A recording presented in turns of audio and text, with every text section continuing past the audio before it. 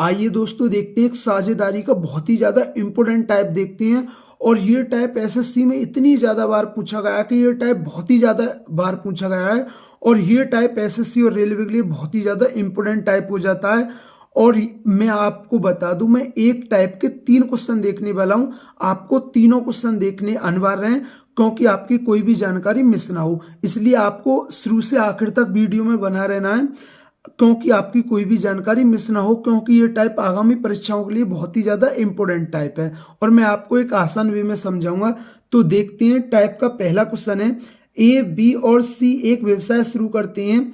ए कुल पूंजी का 33.1/3%, बी शेष पूंजी का 25% और सी शेष पूंजी का निवेश करता है। यदि वर्ष के अंत में कुल लाभ 2,19,000 है तो ए का हिस्सा ज्ञात कीजिए। अब देखिए, तीन जने हैं, ए बी और सी। ए एक व्यवसाय शुरू करते हैं। अब उसने बोला ए कुल पूंजी का 33.1/3% लगाता है। 33.1/3% की फ्रैक्शन वैल्यू क्या होती है? 1/3। और 25% की फ्रैक्शन वैल्यू क्या होती है? 1/4। मैं आपको बता दूं, एक साझेदारी में एक फॉर्मूला होता है, लाभ बराबर क्या होता है?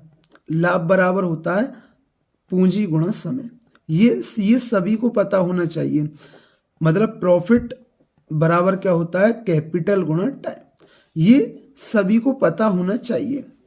अब देखिए, आपको टोटल पूंजी तो पता नहीं है, तो मैंने 3 और 4 का एलसीएम ले लिया तो 12। मैंने मान लिया टोटल कैपिटल कितनी, हमारी टोटल पूंजी कितनी थी, वो 12 लगाई थी। मतलब तीनों जनों ने, मतलब तीनों जो साझेदार हैं एबीसी, तीनों ने कुल कितनी पूंजी लगाई थी? वो 12 यूनिट लगाई थी। अब क्वेश्चन पर देखिए, अब क्वेश्चन क्या बोल रहा है? उसने बोला है एक कुल पूंजी का 33.1/3% लगाता है। तो 12 का 33.1/3% मतलब 1/3 कितना होगा? 12 का 1/3, क्योंकि 33.1/3% का मतलब 1/3 होता है। तो ए ने कितनी लगा ली? 4 लगा ली। अब 20 शेष पूंजी का, अब इस चीज पर ध्यान दिए, 20 शेष पूंजी का, भाई कुल पूंजी 12 थी जिसमें से 4 ए ने लगा ली, बची कितनी? 8। अब ये शेष पूंजी का 25%, 25% का मतलब 1/4, तो कितना आ गया? ये 2 आ गया। और सी शेष पूंजी निवेश करता है। एक बात बताइए, टोटल पूंजी 12 थी, 4 ए ने निवेश कर ली, 2 बी ने निवेश कर ली, 6 निवेश हो गया 12 में से। तो सी ने कितना निवेश किया होगा? 6 का निवेश किया होगा। अब आपके क्लियर हो गया होगा। अब ये अनुपात कट रहा है तो और काट दीजिए। 2 1 2, 2 2 4, 2 3 6। अब इस रेशियो में क्या होगा? अब उन्होंने पूंजी इस रेशियो में निवेश की होगी, तो 2 और 1 3 और 3 6। 6 की वैल्यू कितनी है? 2,19,000 है।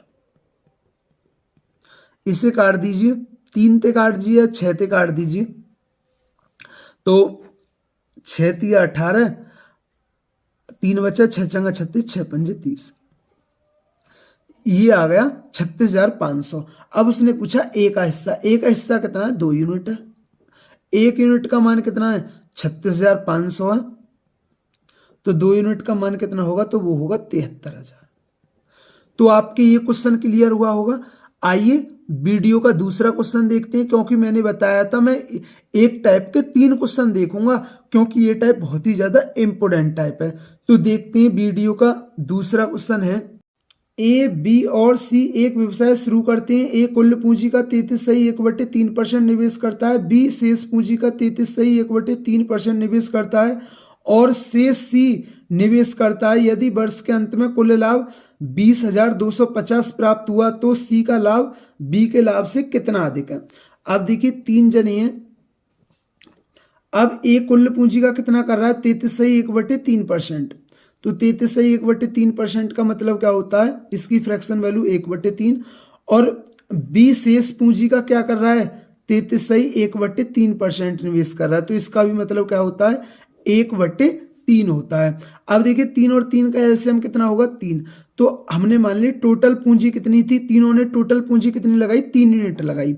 अब क्वेश्चन में क्या बोला? ए कुल पूंजी का 33.1/3% निवेश करता है। ए कुल पूंजी तो हमारी 3 है ना, इसका 33.1/3 मतलब 1/3 किसने लगाया? ए ने लगाया। तो 1 ए ने लगा लिया। अब बी शेष पूंजी का, अब एक बात आती है, टोटल पूंजी कितनी थी? 3 थी, जिसमें से एक इन्हें लगा ली, बची कितनी? 2। अब उसने बोला है बी शेष पूंजी का 33.3% मतलब 1/3 लगाता है। शेष पूंजी 2 है, उसका 1/3 कितना होगा? 2/3 होगा। अब और क्या बोला है? सी शेष निवेश करता है। अब देखिए शेष कितनी होगी? टोटल पूंजी कितनी थी? 3 थी, जिसमें से एक ए ने लगा ली और 2/3 किसने लगा ली? बी ने लगा ली। तो सी की शेष आ गई। अब सी की क्या आ गई? शेष पूंजी आ जाएगी। अब देखिए 3 एकन 3 और 2 5/3 हो गया। ये कितना हो गया? ये हो गया 5/3 और 3 3 9, 9 में से 5 गया, कितना बचा? 4/3। देखिए आप यहां से भी निकाल सकते थे, 2 में से 1/3 को घटा देते, 2 में से 1/3 को घटा देते तो वो कितना आ जाता? 2 में से जो 2 है ना शेष पूंजी, इसका 2/3 लगा लिया, 2 में से 2/3 लग गया तो शेष कितना बचा? तो वो भी कितना आता? 4/3 आता। क्योंकि देखिए हमारी शेष पूंजी कितनी बची थी? 2 बची थी, उसका 1/3 कितना होगा? 2 का 1/3 कितना होगा? 2/3। तो 2 में से 2/3 लगा ली, शेष कितनी बची? 3 दूनी 6 और 6 में से 2 गया, 4/3। तो यहां भी 4/3 आ जाती है। आप ऐसे भी निकाल सकते थे। अब देखिए रेशियो बन गया। आपको बटा खत्म करना है। 3 और 1 का एलसीएम कितना होगा? 3। तो आप एलसीएम के गुणा कर दीजिए, आपका बटा खत्म हो जाएगा। तो यहां तो 3 आ गया, 3 से 3 कट गया 2 और 3 से 3 कट गया 4। अब जो इन्होंने इस रेशियो में क्या की? अपनी पूंजी निवेश की। तो 4 और 3 7 और 2 9, 9 की वैल्यू कितनी है? 20,250। अब देखिए 9 दूनी 18, अब 2 बचा, 9 दूनी 18 और 9 पंजे 45। उसने क्या पूछा? सी का लाभ बी के लाभ से कितना अधिक है? तो कितना अधिक है? 2 यूनिट अधिक है। 1 यूनिट का मान कितना है? 2250 है, तो 2 यूनिट का मान कितना होगा? 4500 रुपये होगा। तो दोस्तों ये दूसरा क्वेश्चन भी आपके क्लियर हुआ होगा। आइए वीडियो का तीसरा क्वेश्चन देखते हैं और वीडियो का लास्ट क्वेश्चन है, तो देखते हैं। तीसरा क्वेश्चन है, ए बी और सी एक व्यवसाय शुरू करते हैं। ए कुल पूंजी का 33.1/3%, बी शेष पूंजी का 25% और सी शेष पूंजी का निवेश करता है। यदि वर्ष के अंत में कुल लाभ 1,86,000 है तो लाभ में से ए का हिस्सा कितना होगा? अब देखिए ए बी सी है।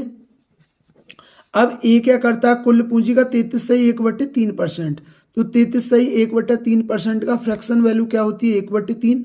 और बी शेष पूंजी का 25%, 25% की फ्रैक्शन वैल्यू क्या होती है? 1/4। तो 3 और 4 का एलसीएम 12 है। तो ये हमारी टोटल कैपिटल कितनी आ गई? 12। उसने क्या बोला? ए कुल पूंजी का 33.1/3%। तो भाई टोटल पूंजी तो हमारी 12 है, इसका 1/3 कौन लगा रहा है? ए लगा रहा है। तो 12 का 1/3 कितना होगा? 4 होगा। बी शेष पूंजी का 25%। भाई हमारी टोटल पूंजी 12 है, तो उसका 4 तो ए ने निवेश कर लिया, बचा कितना? 8 और इसका 25% बी लगा रहा है। शेष का 25%, 25% का मतलब 1/4। तो ये कितना आ गया? 2 आ गया। और सी शेष पूंजी का निवेश करता है। एक बात है, टोटल पूंजी 12 थी, जिसमें 4 ए ने निवेश कर ली, 2 बी ने निवेश कर ली, बची कितनी? 6। अब 6 को कौन निवेश करेगा? सी करेगा। इसे और काट दीजिए, 2 1 2, 2 2 4, 2 3 6। तो इन्होंने पूंजी इस अनुपात में निवेश की, 3 और 4 और 2 6। 6 की वैल्यू कितनी है? 1,86,000। तो 6 3 18, 6 गुना 6, तो 1 यूनिट का मान कितना आ गया? 31,000। तो उसने पूछा लाभ में ए का हिस्सा कितना है? तो ए का हिस्सा कितना होगा? वो होगा 62,000। तो दोस्तों मैं उम्मीद करता हूं ये पार्टनरशिप का ये आपके बहुत ही ज्यादा इंपोर्टेंट टाइप आपके क्लियर हुआ होगा। ये पार्टनरशिप का बहुत ही ज्यादा इंपोर्टेंट टाइप था। अगर दोस्तों चैनल पर नए हैं तो चैनल को जरूर सब्सक्राइब करें और वीडियो को जरूर लाइक किया करें।